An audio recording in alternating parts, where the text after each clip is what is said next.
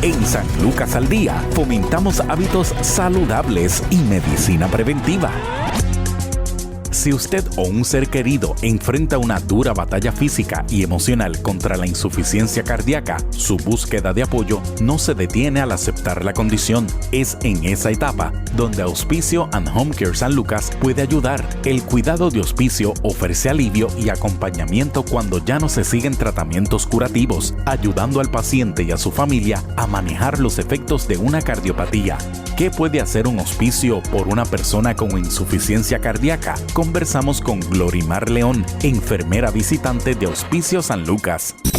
Si te preocupa tu salud, en San Lucas al Día con Alexandra Malagón, somos tu alternativa de salud. Hoy desde el Centro Médico Episcopal San Lucas, mucho más que un hospital. Bienvenidos todos aquí a San Lucas al Día con Alexandra Malagón. Estamos en el Centro Médico Episcopal San Lucas en Ponce y le damos la bienvenida a Glorimar León, que por primera vez viene al programa. Ella es enfermera visitante y vamos a hablar de un tema bien interesante: cómo manejar pacientes de hospicio con insuficiencia cardíaca.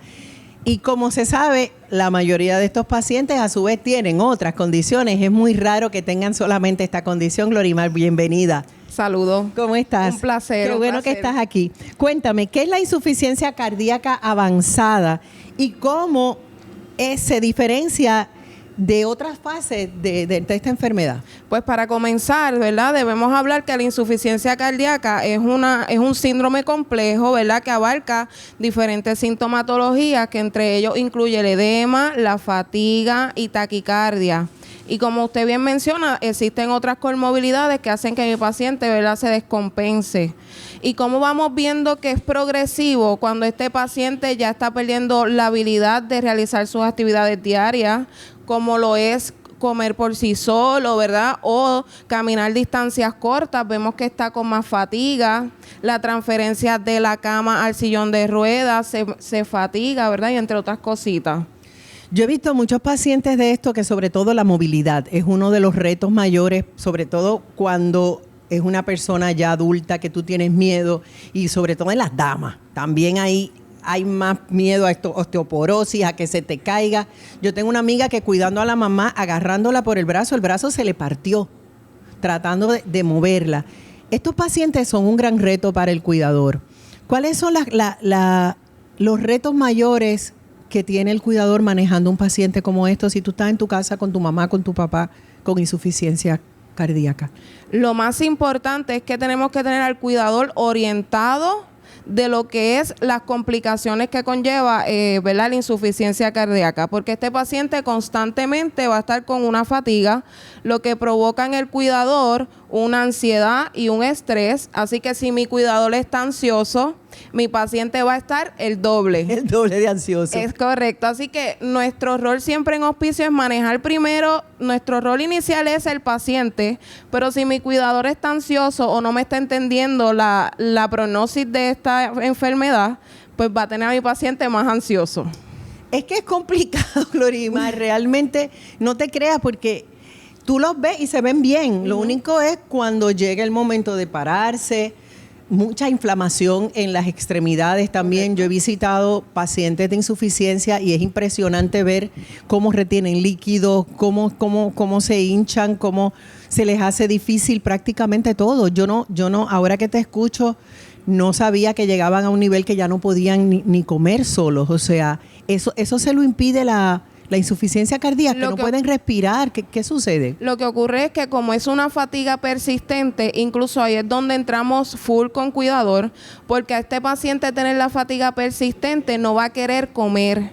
Y no porque no tenga hambre, sino que la fatiga se le hace difícil. Es correcto, se le va a hacer difícil. Y si el familiar está insistente, come, mi paciente al contrario puede entrar en tristeza, en depresión, porque él tiene hambre, pero la misma fatiga, ¿verdad?, le impide mantenerse comiendo constantemente. Pero imagínate tú, como estábamos hablando, la gran mayoría de los adultos mayores llegan a estas condiciones con una diabetes, con una hipertensión. Entonces estos pacientes tienen que comer. Tú como cuidador vas a insistir en que coman. ¿Cómo podemos negociar con estos pacientes para que a su vez ellos no se pongan aprensivos o se molesten porque estemos insistiendo tanto, pero también le podamos dar lo que ellos requieren. Pues podemos iniciar, ¿verdad?, orientando a este cuidador que limite la cantidad de comida, pero con más frecuencia. Es decir, no un plato completo. Que no le sirvan No esto. le sirvan mucho como antes, sino más bien vamos a servir con más frecuencia en menos cantidad. Y quizás con menos cantidad podemos absorber más nutrientes que dando un plato completo que eventualmente me lo va a dejar. Sí, no solamente eso, que se ponen changos y se ponen difíciles. Sí. Que eso es una de las cosas que mucha gente dice, pero es que hay que tenerles paciencia, pero hermano, o sea, si a la hora del desayuno, del almuerzo, de la merienda, de la cena, la persona está difícil, también hay unos límites donde el cuidador... Sí, y eventualmente mientras más progresiva sea la condición cardíaca, pues menos va a quererte comer. Y ahí es que también pueden entrar los suplementos nutritivos. ¿Ves? Que es importante. Ok, no me está comiendo completo, pero tengo un suplemento que me está aportando calorías. Las batidas que se preparan. Una de las cosas que me estaba comentando en uno de los programas, una nutricionista, es que si el paciente ya no quiere comer, pero tú requieres, obviamente, brindarle lo que necesita. Nutrientes, vitaminas. Puedes sustituir. Si vas a hacerle una cremita, una avena, echarle uno de estos, un suplemento dentro de esa dieta y así poder balancear un poco. Hay trucos que se le pueden dar cuando... Sí. Cuéntame, Gloribay, que eso me interesa. Mira, por ejemplo, pueden utilizar un suplemento sin utilizar, ¿verdad?, ninguna marca. Hay varios por ahí. Pero sin utilizar marca, pudiesen utilizarlo en forma de Limber, ¿verdad? Lo echan en un vasito y lo colocan en el refrigerador. Ahora con estos calores, ese es bueno. Y tenemos un Limber. Y cada vez vas con un Limber nuevo, ¿verdad? Porque puedes cambiar el suplemento. Los sabores de chocolate, de fresa, de vainilla. Y ahí están. Correcto. Vienen también unas áreas que son como paletitas. Y ahí echa el suplemento y le da una paletita. Todo es cuestión de llevarle en formas diferentes lo que él necesita. Darle la vuelta. Porque sí se ponen difíciles y sí se ponen changuitos. Y como tú bien dices, mira, tú te imaginas el estar sin poder respirar. Exacto. Tienes también en un momento dado, yo creo que la empatía, el tratar de colocarte un poco en los zapatos de la persona, de tu paciente o de la persona que le estás proveyendo el cuidado, sea tu mamá, sea tu esposo, sea el familiar que sea. Y es muy difícil entender cómo se vive sin poder respirar, con un cansancio constante, con un cuerpo que no te responde al cual tú estabas acostumbrado a, que esa es otra de la parte de la frustración del paciente. Yo podía hacer esto, ahora no puedo, dependo. Y eso le crea un coraje y le crea una frustración. ¿Cómo manejamos esto, Glorimay? Inicialmente, por eso es tan importante cuando el paciente entra en la fase terminal de la insuficiencia cardíaca, aceptar lo que es los servicios de hospicio. Porque somos un grupo interdisciplinario que incluye trabajo social y asesoría espiritual, porque es muy importante trabajar lo espiritual. Eso es así. ¿Verdad? Porque esa área es la esencial para mantener la tranquilidad. También incluye mantener al familiar educado, porque si mi familiar está educado, por ejemplo, como enfermera siempre educo que es normal la fatiga persistente, quiere decir que mi paciente va a estar con esa fatiga y mi familiar va a sentir que no está haciendo su trabajo, pero no tiene que ver con lo que él esté haciendo, sino más bien por su condición. Entender la sintomatología de la condición. Que por más que ellos quieran hacer, mover el paciente, colocarle almohadas constantemente, va a estar con la fatiga. Que uno no lo controla. ¿Y cuándo es el momento que tú dices, ya tengo que llamar para pedir ayuda? O sea, ¿en qué momento? Porque se aprende a vivir con esta condición y hay gente que está años y mejoran y suben y bajan y los contagios varían y hoy está mejor, pero ¿cuándo yo como cuidadora entiendo que es el momento de que necesito cuidado paliativo, cuidado de llamarles a ustedes? Inicialmente es cuando este paciente ya no es candidato para una cirugía. Ya es que el médico ha hablado y ha hablado. No te aguanta una anestesia, correcto. Está muy grande, ya no se puede. Ya el médico habla con familia y le dice, mira, someterlo a una cirugía ahora sería un riesgo, así que yo te recomiendo servicios paliativos. o servicios de hospicio. ¿Y en qué consisten? Ya cuando entra en hospicio, este paciente lo que queremos es confort y calidad de vida y manejar sintomatología. Como bien dice, este paciente presenta edema, ¿verdad? Que es la hinchazón en los pies.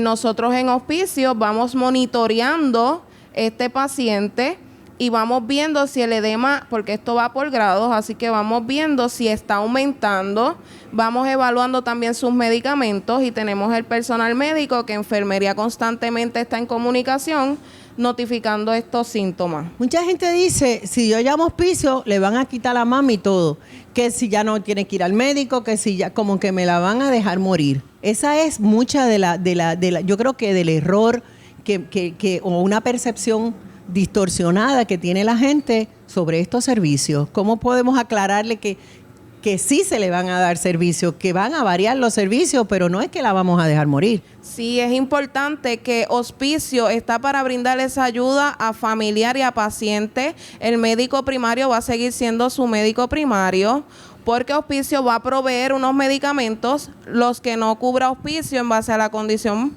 ¿verdad?, cardíaca, pues sería con el médico primario. Nosotros estamos en constante comunicación con el médico quien admite al paciente en hospicio, y si él determina que hay que hacer unos cambios en medicamentos, el personal de enfermería es quien lleva esos medicamentos sí hay al hogar. cambios cuando ya se pasa a lo que se llamaría la etapa de hospicio.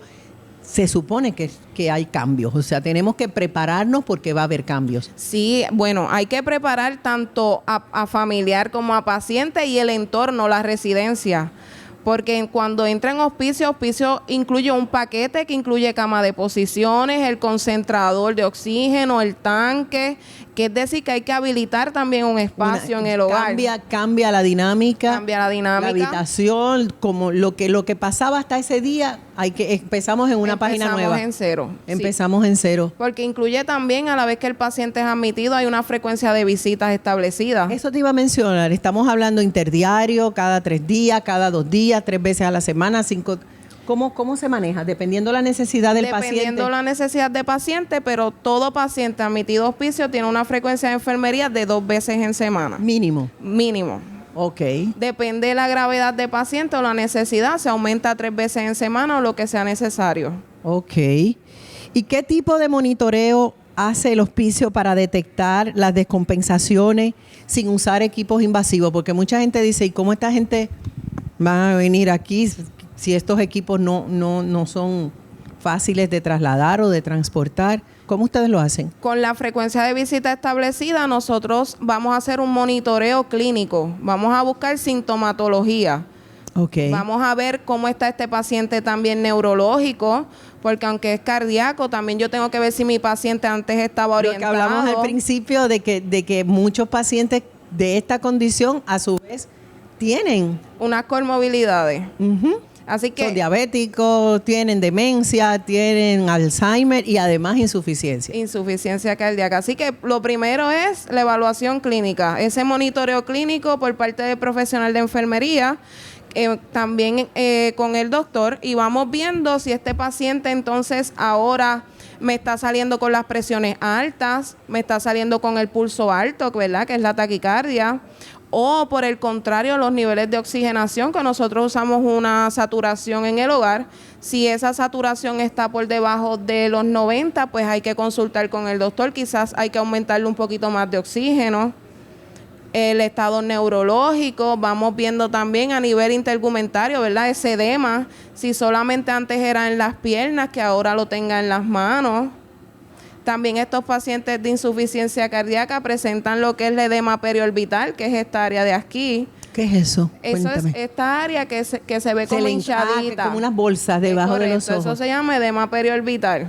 Wow. Si hablamos de un poquito más de hallazgo clínico, enfermería verifica los pulsos, ahí sabemos si el pulso ya está cambiando, si está irregular. ¿Y estas visitas aproximadamente cuánto duran? O sea, cuando ya el paciente está admitido y el médico lo refirió, ¿ustedes van y están 1 hora en el hogar? De 40 minutos a 1 hora, depende de las necesidades, porque este paciente de insuficiencia cardíaca pudiese tener una úlcera porque tiene una comorbilidad.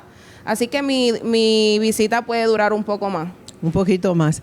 ¿Y qué técnica simple puede aplicarse aplicar un cuidador en la casa para ayudar, sobre todo, como tú dices, que no puedes respirar. Yo creo que una de las cosas que más asusta a un cuidador es ver que la persona no está pudiendo respirar. ¿Cómo podemos ayudar? ¿Hay algunas técnicas para que tú te sientas más tranquilo, para que tu familiar pueda respirar mejor? Muchas veces lo más insignificante es lo más importante. Por ejemplo, Cuéntame. está en una Me habitación. encanta como Clarimar lo cuenta, porque Clarimar me lo cuenta clarito. No, espérate, que no es así, es asado. Cuéntame cómo Lo es. más importante a veces está en una habitación con color oscuro y cortinas oscuras. Y eso ya de por sí. Ya eso de por sí da ansiedad. Así que lo primero debe ser colores claros, cortinas claras. Ok, luz. Luz que sea claridad, porque la oscuridad da ansiedad.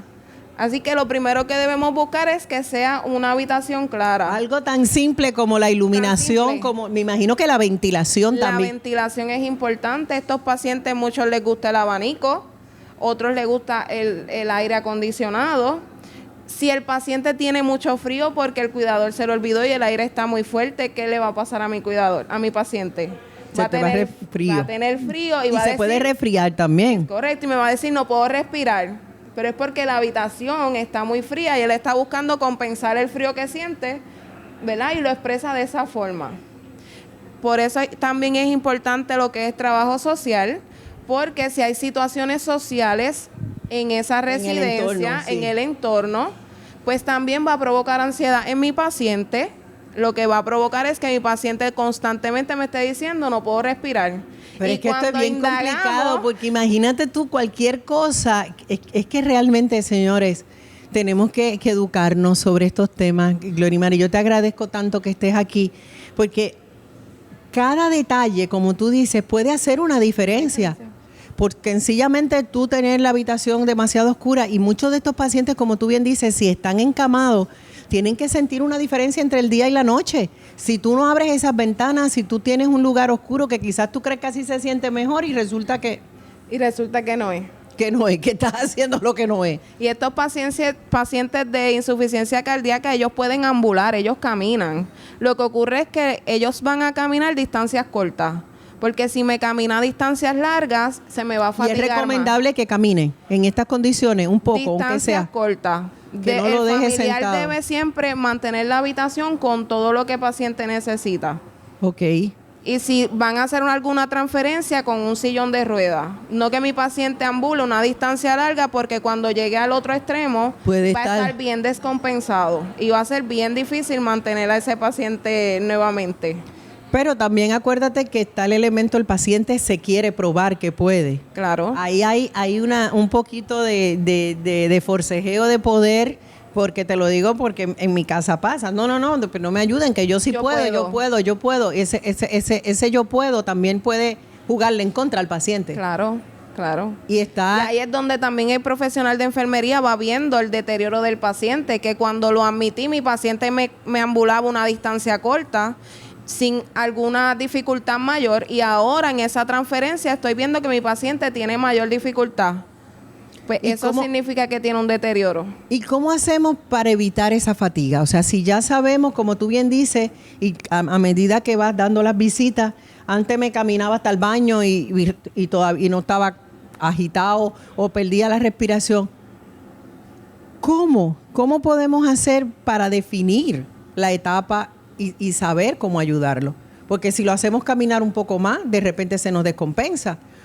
Pero hay que ponerlo a caminar un poquito. Sí, es importante conocer esto. Es importante reconocer que la insuficiencia cardíaca va a la par del uso de oxígeno. La persona debería estar constantemente. Una fatiga que me presente mi paciente de insuficiencia cardíaca, yo la alivio con el uso de oxígeno.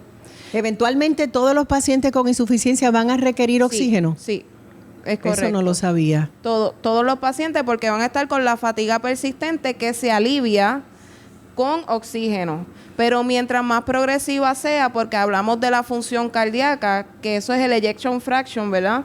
Que eso es lo que se necesita para admitir al paciente en hospicio, que debe ser menor a un 20%. O sea, sí, la función, eso se refiere a la función cardíaca. La función cardíaca. Para ese paciente ser admitido en hospicio debe tener una función cardíaca menor del 20%. Del 20%.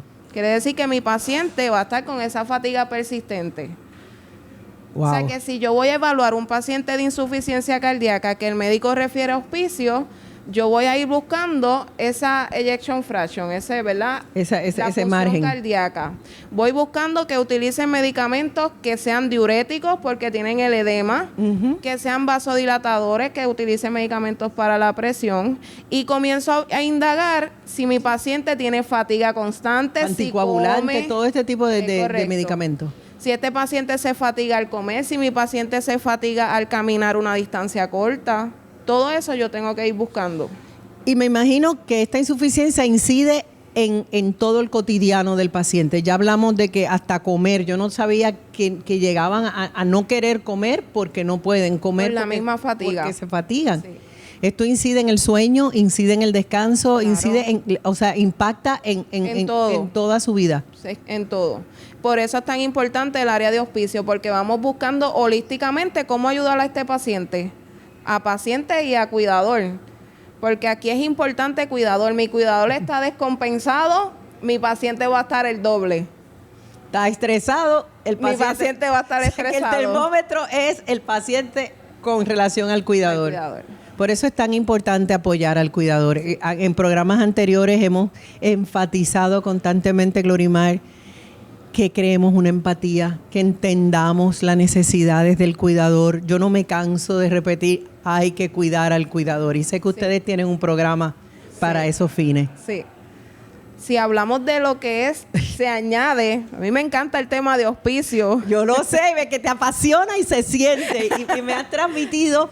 Yo no quiero que se acabe el programa de verdad, porque estoy aprendiendo tanto contigo y me encanta esa energía que tienes para hablar de este tema que ahora tiene mucha validez y en unos años yo creo que todo el país va a estar. Sí. A mí, en los años que llevo como enfermera de auspicio, siempre las familias entienden que auspicio es dejar morir al paciente. Porque te decía, pues mira, si la pongo, le van a quitar la medicina, no, ya no la va a ver el médico. No es así. La gente lo ve como algo negativo, como el final. No, nosotros brindamos calidad de vida y vamos buscando cómo podemos llenar las necesidades físicas de pacientes. Por eso es que está el personal de enfermería y el médico, pero vamos buscando las necesidades sociales. Eso te iba a decir, no hemos hablado de ese tema.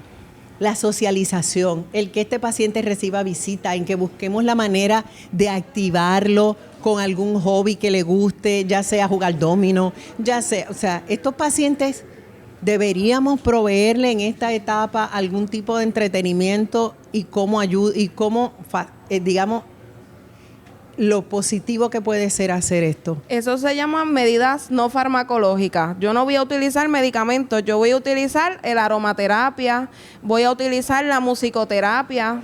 Le encanta la música. ¿Verdad? Yo siempre les digo, si a él le gustaba el merengue, pues vamos a utilizar música de merengue. Si le gustaba la música de mariachi, pues vamos a utilizar música de mariachi. Pero hay que tenerlo contento y hay que buscarle actividades. Es su entorno. Y todo lo que le gusta a mi paciente va a disminuir los niveles de ansiedad. Y no hay que estar triste porque está en una etapa, hay que está vivo. Está vivo. Está ahí contigo. Vamos a buscarle la manera de hacerle la vida más divertida, más alegre, más color en esa vida. Sí, yo siempre les digo que aunque sea cambiarle un pañal, eso se demuestra el amor que usted tiene por ese familiar. Que muchas veces lo vemos y comparamos el hospital versus hospicio. Hospicio te da muchas oportunidades de tener esa calidad de vida durante el tiempo determinado. Que la condición eventualmente va a progresar. Sí, eso ya no está en nuestro alcance. Sí. Por supuesto que sí. ¿Y qué debe hacer un cuidador cuyo familiar tiene un diagnóstico de insuficiencia cardíaca y el médico le ha recomendado los servicios de hospicio, ya que estamos terminando? ¿Cuál es el paso para llegar a ustedes? Bueno, lo primero es que usted como cuidador puede elegir cualquier proveedor para brindarle esos servicios de hospicio, reconociendo que en Hospicio San Lucas somos un grupo interdisciplinario con abundante experiencia para manejar estos casos. Lo segundo es que usted debe preparar la habitación para este paciente, porque a la vez que usted selecciona auspicio va a ser una gran variedad de equipos que conllevan espacios en la habitación, ¿verdad? O sea, que hay que sacar esos muebles y Hay que entender que habilitar que es un nuevo escenario. Que es un nuevo escenario.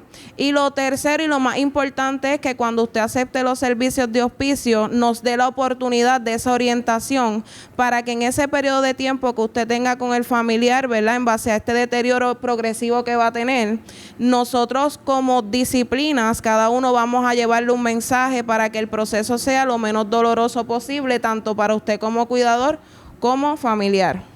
Pues yo te quiero agradecer a Glorimar León, que de verdad que nos ha impregnado con esa energía que tiene y esa pasión que tiene hacia sus pacientes. Qué bueno. Gracias por ese servicio que le das y esa entrega, porque eso es lo que necesitamos. Necesitamos un nivel de compromiso con nuestros proveedores de salud. Y yo sé que aquí en el Centro Médico Episcopal San Lucas, si usted necesita esos servicios, llame en confianza. Claro que sí. Hay personal como Glorimar, como muchos de los que cada semana traemos para que ustedes se orienten, para contestar esas preguntas de ustedes, y pueden también a través de la página, si necesitan algún tema o quieren que hablemos de algo, sepan que aquí en el Centro Médico Episcopal San Lucas ese servicio está. Que claro. Usted no está solo, claro, que usted tiene personal como Glorimar que está para ayudarle. Gracias por estar aquí y nosotros nos vemos la próxima semana aquí en otro episodio de San Lucas al Día con interesantes temas de salud para el beneficio de toda la familia aquí en Puerto Rico. Gracias. Gracias. San Lucas al Día con Alexandra Malagón fue traído a ustedes por el Sistema de Salud Episcopal. Agradecemos al personal del Centro Médico Episcopal San Lucas, Centro de Salud Conductual San Lucas, Hospital Episcopal San Lucas Metro y personal del Home Care San Lucas por su colaboración. Para más información, llame al 787-844-2080 o búscanos en sanlucaspr.org. Gracias por su sintonía.